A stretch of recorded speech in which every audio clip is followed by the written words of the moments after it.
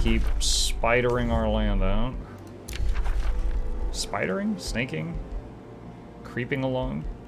I don't know the right word.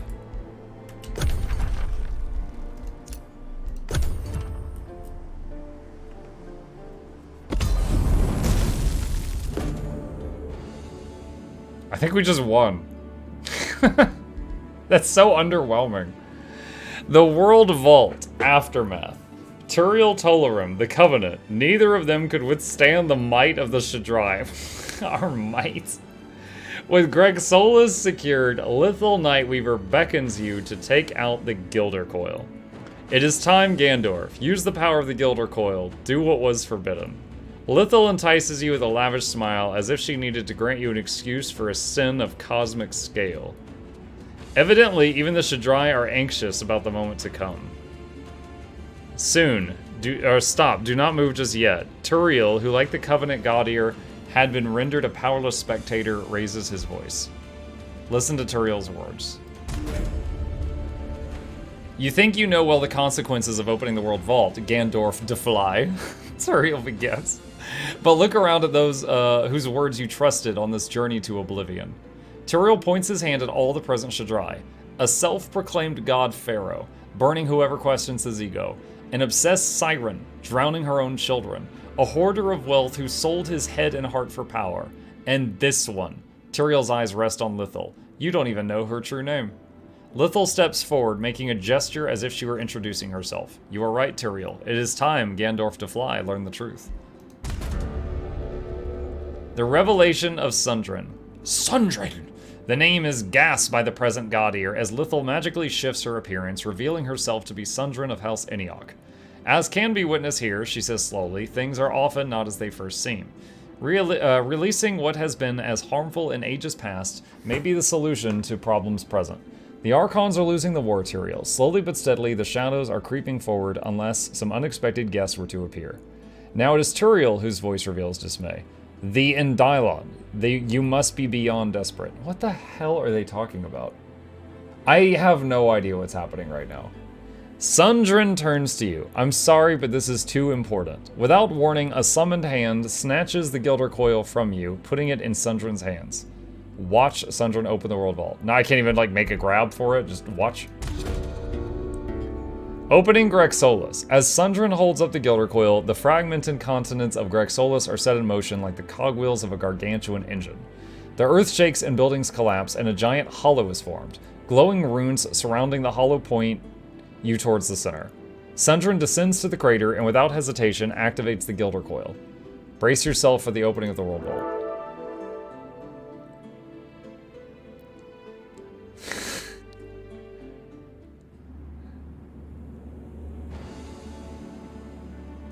What?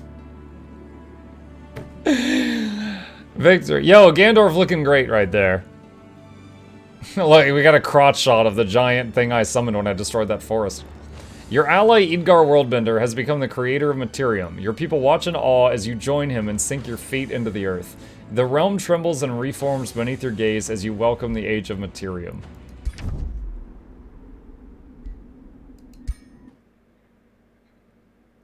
The battle had been fierce. Please explain everything. But at last, the Shadrai overwhelmed the Covenant and Turiel, guardian of Grexolis. Their victory, however, became tainted with confusion when Lithal Nightweaver revealed her true identity. And then, she broke the World Vault. Grexolis burst open in a swirl of raw magic, an arcane tide surging through the astral sea.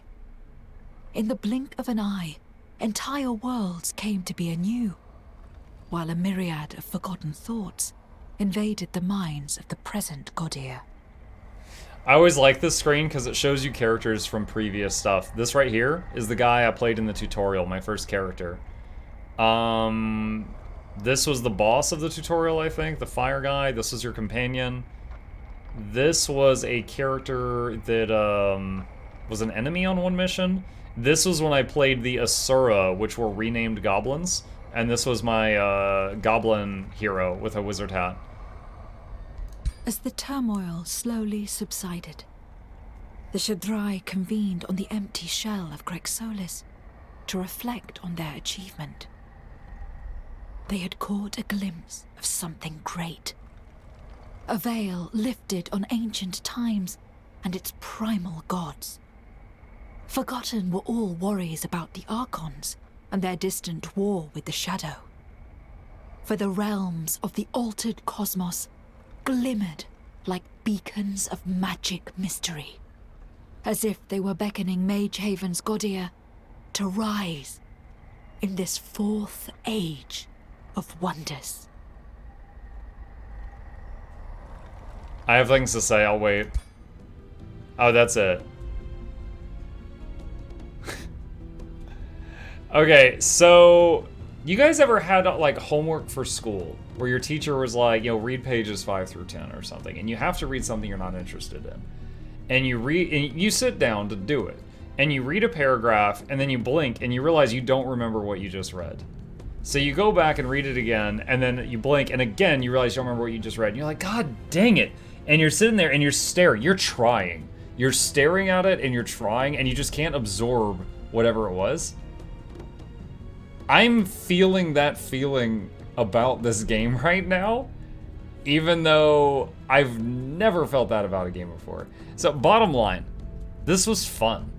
I did enjoy this. I had a lot of fun. There were some things about it I wish were a little bit better. For example, whenever I would siege a city, they wouldn't pile up in the city, get behind the walls, and try to fight me when I attacked, which would make sense. They would have walls, they would have catapults, like they were on, defender's advantage. They would always run out the gates and fight me outside. Also, it was difficult to tell when troops were garrisoned in a city, whereas, for example, in Heroes of Might and Magic, the game closest to this I've played, it was very easy to tell. You assigned them to the city, and then you would have to tell them to leave. So anything with that, I felt like it was better done in Heroes of Might and Magic. Also, the moving armies in threes, that was just tedious. If you want me to move 3 armies of 6 units, just let me have 1 army of 18 units. Why do I have to go move, move, move, next turn, move, move, move, next turn, move, move, move, next turn?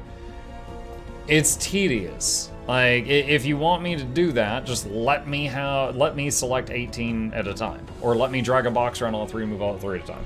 So that was a little annoying. Not hugely annoying, but a bit annoying. It was just tedious. Mostly bug-free. The only one that really jumps out is Marching Winter flattening mountains and making new provinces out of nothing. That was funny, not game-breaking, but pretty sure that wasn't intended. The only other spell like Marching Winter was the one that spread grasslands, and that one didn't flatten mountains, I don't think. The siege process in this game is pretty awful. They do that too. Yeah. So that was kind of weird. Again, the interactions with like people attacking like your city and you were behind the walls, or you attacking their city and they run out from behind the walls. Like both of those were odd. I didn't like those, but almost everything else I loved. I want to be clear because I just said a lot of negative stuff. All the massive selection of the tomes was so cool. Being able to take a race and it's like, okay, do you want to be orc or elf, goblin or frog person or mole person or scrit person or halfling? There was just so many, and then it's like, okay, well, I don't like the racials. You could change the racials. So it's like, oh, you could just truly just choose whatever you feel like. And then it's like, do you want to have them be like Arctic people or desert people or underground people? And then later on, you can infuse them with nature and they get like roots out of them and they're more at home in the forest, or infuse them with ice and they can run over snow without slowing down. Or make them angels, make them undead zombies, make them demons. I loved all of that. Like, I'm a fantasy nerd. That was my jam. It was fantastic. Very, very good. Another thing, despite the fact that I used it to essentially win the 2 hard... Well, I mean, there was 5 missions, but the 2 hardest missions, the 4th and the 5th one, I don't like the magic victory. Now, I've been told you can disable that going into a custom game, but as far as the campaign is concerned, that's all I've got to go with right now. The magic victory, especially when your ally does it, it feels hollow. It's just like even if they own 90% of the map, you're just like, I win. And they're just like, oh man, they just drop their swords and stuff. Like, I don't know. Maybe it's just because it just says you win and it doesn't, like, maybe if you were like firing a nuke, or you just like, you saw something happen. Like maybe Age of Nature, you just see like, you know, when Mordremoth made the trees violently grow and just burst in all directions and just impaled his enemies with roots and stuff. If you saw something like that, it would make more sense, I guess. But just someone bunkering down 20 miles away and they just start casting I win and you're like, oh shoot, it's over, I gotta restart. There's no way I can reach him in time. It feels bad. Also, the guy is doing a really weird pose right now. He's holding nothing right there. But yeah, I would say I think it'd be more satisfying in much longer games if you were just doing like military victories and magic victory was disabled. But again, overall, this game was a joy. I liked playing this. This is a great suggestion. At this point, I've been playing it for so many weeks, I don't even remember who originally suggested it, but this was definitely a lot of fun. I just want to confirm that there's not a sixth one. Yeah, it looks like Rise of the God Eater was the last one. But yeah, the storytelling, I have no idea what's going on in the story. I tried to follow it, the Gilder Coil, the God Eater, we went into the realm of the undead, and there was the lady, and like her dad was undead, and he was evil, and her brother was undead, and he wasn't evil. It was just all that stuff. And then later it turns out she was disguising herself as the God Eater lady, or she was a more powerful God Eater lady than that God Eater lady, but she was faking being weak in the first place. I don't know. But the story, I couldn't follow it for Skrit. I tried. I read everything. I didn't like skip things. I couldn't absorb it. So maybe that's on me. Maybe that's my fault. Maybe people that have played this game just like me and they read everything also, maybe they just scoff at that. I don't know. For me, though, I could not latch onto it. I was playing for the absolute joy of the gameplay experience. It was fantastic. Story, I couldn't follow it at all. Did you play AOW3? This was my first Age of Wonders game. This is my first one. Wasn't this a sponsored stream? No, it was not. I think, did I get this one? I don't remember. Hang on a second. Let me change here. I don't remember if I got this one for free or if I bought it.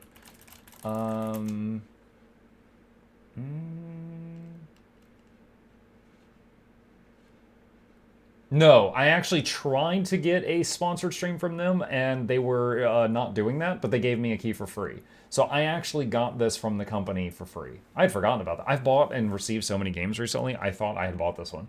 No, so yeah, shout out to Age of Wonders 4. They gave me the key for this for free. But yeah, that's my thoughts on it. That's my thought on it. I've never really been into trying Civ, because most games that are just like based on the like real world, like Age of Empires, Civ, stuff like that, I like the fantasy element. I like the magic. I like the, griffins and dragons and magic and undead, all that stuff. I love that crap. Second to fantasy, I like sci-fi. And so most of the games that are just based on like history or real world, even if they're great games, I'm less interested. It's just not my passion. But yeah, this was really cool. It was a lot of fun. I'm definitely going to make a positive review on it. I will talk about those few negative things I said, but overall I'm going to say that this was a very enjoyable game.